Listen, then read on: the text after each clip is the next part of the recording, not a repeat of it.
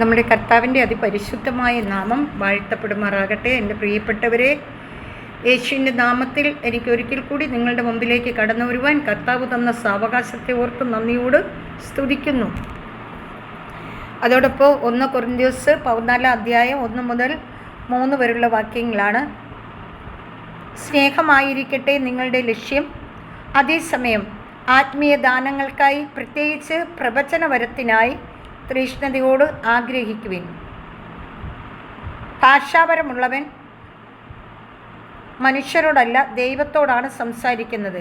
അവൻ പറയുന്നത് ആരും ഗ്രഹിക്കുന്നില്ല. അവൻ ആത്മാവിനാൽ പ്രയോജിതനായി രഹസ്യങ്ങളെക്കുറിച്ച് സംസാരിക്കുന്നു. നേരെ മറിച്ച് പ്രവചിക്കുന്നവൻ മനുഷ്യരോട് സംസാരിക്കുന്നു. അത് അവരുടെ ഉത്കർഷത്തിനും പ്രോത്സാഹനത്തിനും ആശ്വാസത്തിനും ഉപകരിക്കുന്നു. കർത്താവിൻ്റെ വചനം. ഈ കേട്ട വചനങ്ങൾ നമ്മെ ശുദ്ധീകരിക്കട്ടെ. എന്ന് പ്രിയപ്പെട്ടവരെ, ഇന്ന് കർത്താവ് നമ്മളോട് സംസാരിച്ച വചനം നമുക്കൊന്ന് ശ്രദ്ധയിൽ കൊണ്ടുവരാം. സ്നേഹമായിരിക്കട്ടെ നിങ്ങളുടെ ലക്ഷ്യം. അപ്പം ഇവിടെ കർത്താവ് പറയുകയാണ് സ്നേഹം.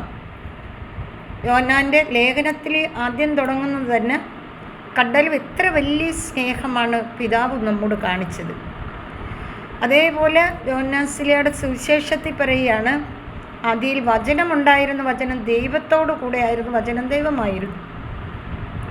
അപ്പോൾ ദൈവമായിരിക്കുന്ന ദൈവവചനത്തെ കണ്ടാലും എത്ര വലിയ സ്നേഹമാണ്. അപ്പം സ്നേഹിക്കുന്ന വ്യക്തിയിലാണ് ദൈവത്തിൻ്റെ ആത്മാവ് പ്രവർത്തിക്കുന്നത്.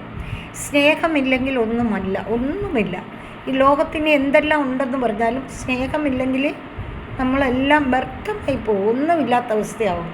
അതുകൊണ്ട് പ്രിയപ്പെട്ടവരെ, നമുക്ക് സ്നേഹിക്കാം, നമുക്ക് പരസ്പരം സ്നേഹിക്കാം. സ്വർഗത്തിൽ അപ്പനെ നമ്മൾ സ്നേഹിക്കുമ്പോൾ നമ്മുടെ സ്വർഗത്തിൽ അപ്പൻ സൃഷ്ടിച്ച ദൈവജനത്തെ നമുക്ക് സ്നേഹിക്കാം. Hallelujah, hallelujah. അങ്ങനെ ദൈവത്തിൻ്റെ സ്നേഹത്തിൽ നമുക്ക് മുന്നേറാം.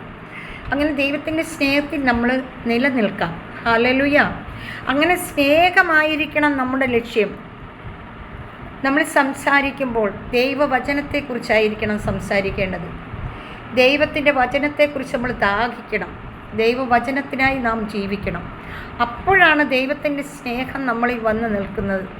Hallelujah, hallelujah. നിയോഗ പ്രാർത്ഥന നടത്തുന്ന നമ്മുടെ മാത്യു ബയലാമണ്ണ അച്ഛനും ഡാനിയൽ അച്ഛനും ഒക്കെ എന്താ പറയുന്നത്? വചനം വായിക്കുക, വചനത്തോടൊപ്പമായിരിക്കുക. എൻ്റെ പ്രിയപ്പെട്ടവരെ, യാതൊരു കെട്ടുകഥകളിലേക്കും നമ്മൾ പോകാതിരിക്കണം. കാരണം കെട്ടുകഥകളിലൊന്നും ദൈവമില്ല.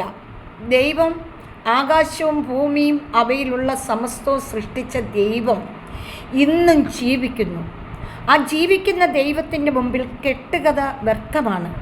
അതുകൊണ്ട് നമുക്ക് കർത്താവിൻ്റെ വചനത്തെ മുറുകെ പിടിക്കാം. ഒരു കെട്ടുകഥകളിലേക്ക് ശ്രദ്ധ തിരിക്കരുത്.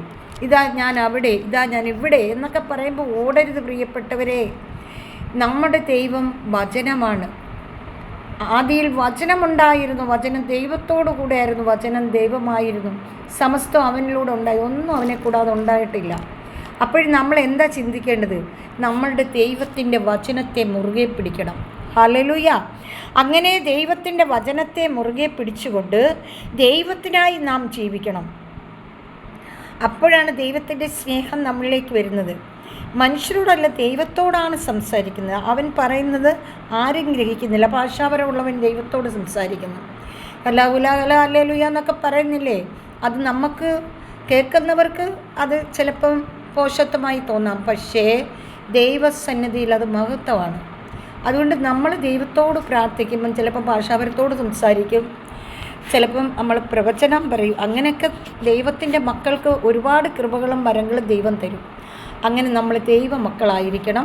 ഈ വചനം കേൾക്കുകയും ഈ പ്രാർത്ഥന കേൾക്കുകയും ചെയ്യുന്ന എൻ്റെ എല്ലാ പ്രിയപ്പെട്ടവരെയും എൻ്റെ സ്വർഗത്തിലെ പിതാവ്, എന്നോട് ഒപ്പമിരിക്കുന്ന പിതാവ്, എൻ്റെ ഹൃദയത്തിൽ വസിക്കുന്ന എൻ്റെ സ്വർഗീയപ്പച്ചൻ എല്ലാ മക്കൾക്കും വേണ്ടി നല്ല നന്മകൾ നൽകട്ടെ എന്ന് പ്രാർത്ഥിക്കുന്നു.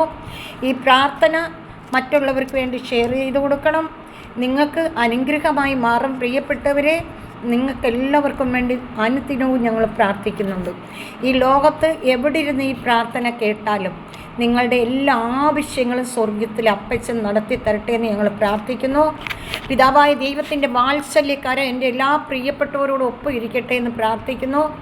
പിതാവേ, എൻ്റെ എല്ലാ പ്രിയപ്പെട്ട സഹോദരങ്ങൾക്കുമായി പ്രാർത്ഥിച്ചുകൊണ്ടപ്പാ അവരെല്ലാം അങ്ങയുടെ കരങ്ങളിൽ സമർപ്പിക്കുന്നു.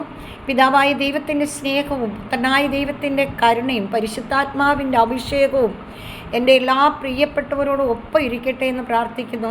നിത്യം പിതാവും പുത്രനും പരിശുദ്ധാത്മാവുമായ സർവീശ്വര എന്നേക്കും ആമേൻ. കർത്താവ് നിങ്ങളെല്ലാം സമൃദ്ധമായി അനുഗ്രഹിക്കട്ടെ. ആകാശവും ഭൂമിയും സൃഷ്ടിച്ച കർത്താവ് നിങ്ങളെല്ലാം സമൃദ്ധമായി അനുഗ്രഹിക്കട്ടെ. Praise the Lord. ആമേൻ.